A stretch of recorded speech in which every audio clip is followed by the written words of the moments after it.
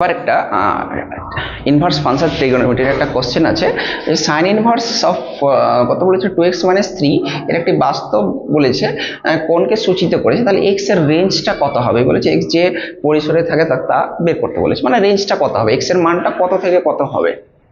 তো আমরা একটা জিনিস পড়েছিলাম ক্লাস 10 থেকে পড়ে আসি যে সাইন থিটার সর্বোচ্চ মান +1 থেকে -1 থেকে +1 এর মধ্যে থাকে।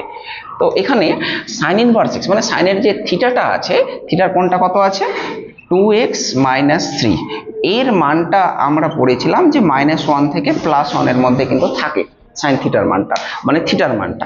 এবার এখান থেকে একটু ক্যালকুলেশন যদি করি, এখানে +3 তাহলে -1 রাখলাম, এখানে -3 আছে, আমি কি করলাম +3 দিলাম, কারণ এটাকে আমি সরাবো।